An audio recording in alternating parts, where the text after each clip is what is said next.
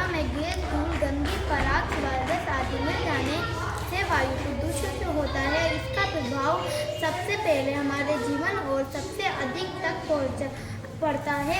वायु प्रदूषण जानलेवा है। इसके कारण वातावरण में ऑक्सीजन की मात्रा धीरे धीरे कम हो रही है।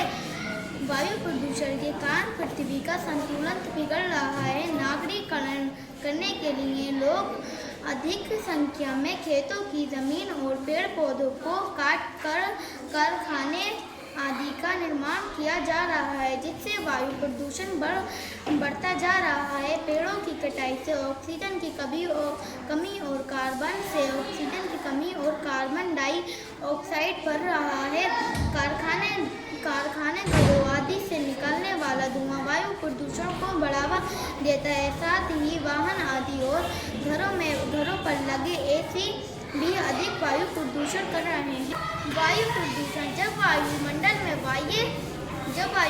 वायु स्रोतों से धूल, गैस, धुआं व दुर्गंध आदि इतनी मात्रा में उपस्थित हो जाए कि उससे वायु के मूल गुणों में अंतर आ जाए तथा उससे मानव जीवन के संपत्ति को नुकसान होने लगे तो वो वायु प्रदूषण कहलाता है। वायु प्रदूषण के कारण निम्नलिखित हैं।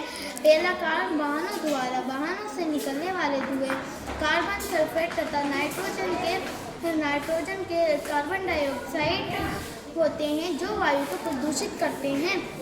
दूसरा कारण उद्योगों द्वारा अनेक उद्योगों जैसे रासायनिक खाद, इस्पात, सीमेंट व चीनी मिल आदि से निकलने वाला धुआं व धूल के कण वायु को मिलकर प्रदूषित करते हैं। तीसरा कारण प्राकृतिक स्रोतों द्वारा प्राकृतिक आपदा जैसे ज्वालामुखी से निकलने वाला धुआं भी वायु को प्रदूषित कर रहा है। जैसे कि हमारे मॉडल में दर्शाए गए ये उद्योगों द्वारा ये धुआं वायु प्रदूषण निकल रहा है और ये वाहनों द्वारा धुआं वायु प्रदूषण निकल कर रहा है और ये यहाँ की पृथ्वी बंजारन है और इधर की पृथ्वी बंजर है और इधर का वातावरण प्राकृतिक सब अच्छा है और ये पृथ्वी भी हरी भरी और यहाँ का वातावरण भी बहुत अच्छा है।